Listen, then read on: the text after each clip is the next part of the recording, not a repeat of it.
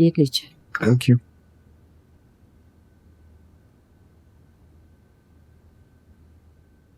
बेटा एक बात पूछूं? जी पूछो। आपका कोई दोस्त नहीं है जिसके साथ आप वक्त गुजार सके जब तक आप ठीक नहीं हो जाते? है ना, बल्कि नासिर अंकल थे और अब आप आ गई हैं। मेरा मतलब है आपका कोई हम उम्र क्लास फेलो। वो भी थे लेकिन अब नहीं है। उनको लगता है मैं बहुत बुरा इंसान हूँ। बेटा सबसे आसान ना रूठे हुए दोस्तों को मनाना होता है।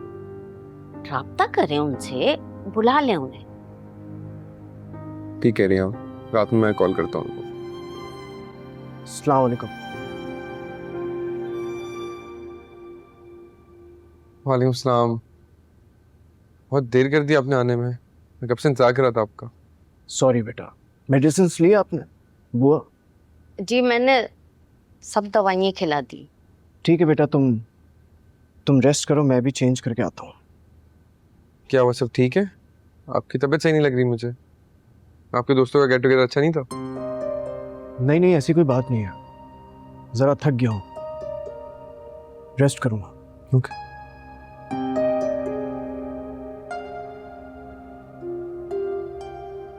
आप भी जाएं, रेस्ट करें। ठीक है बेटा, जीते रहो।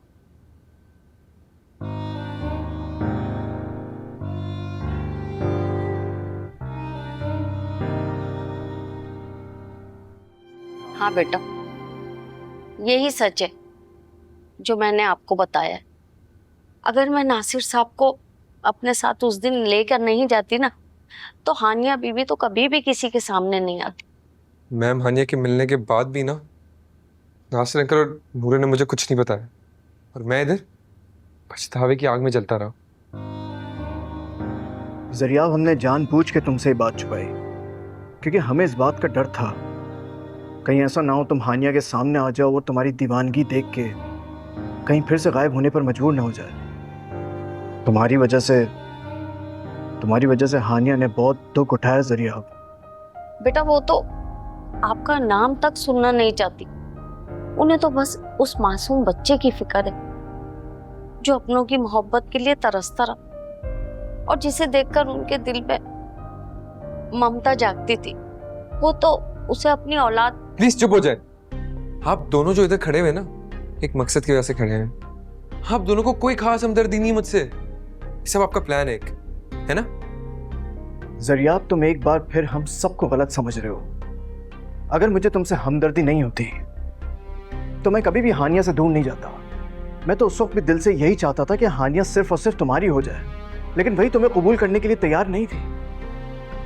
उसे मौत तो कबूल थी लेकिन तुम्हारा साथ नहीं, और ना ही वो अपनी औलाद के हक में डाका डालना चाहती थी, और ना ही वो उस बच्चे को भूल सकती है जिसे वो औलाद का दर्जा देती है। प्लीज हाँ, बात कर दें आप जाएं यहाँ से, बल्कि आप दोनों जाएं यहाँ से। मुझे नहीं बात करनी किसी से।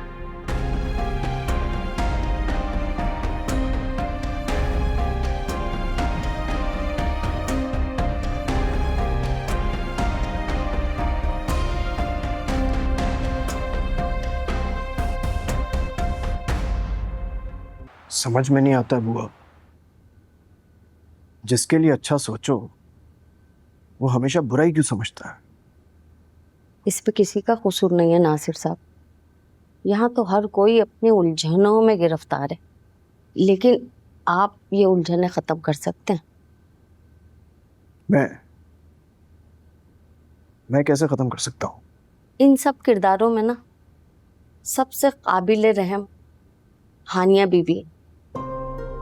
कैसे उन्होंने अपनी बेटी के बगैर जिंदगी के दिन गुजारे ये मैं ही जानती। नासिर साहब, आप उनकी खुशियां उन्हें लौटा सकते हैं। आप हानिया बीबी से शादी कर लेना।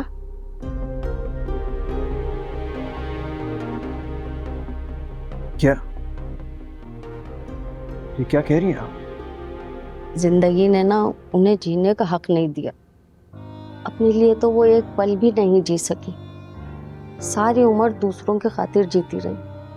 अपनी आरजुओं और तमन्नाओं को सब्र के पत्थर तले दबाकर दिल पे बोझ रख के जी रही हैं वो। मेरे सामने उन्होंने आपसे मोहब्बत का इकरार किया है, उनकी मोहब्बत उन्हें लौटा दें। कुछ तो जिंदगी से सिला मिले उन्हें, कोई तो खुशी जीने का बहाना बने।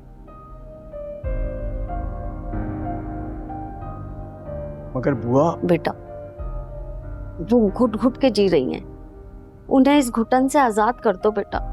आप ही उन्हें आजाद कर सकते हो। मेरे कुछ समझ में नहीं आ रहा बुआ, आप प्लीज जाएं।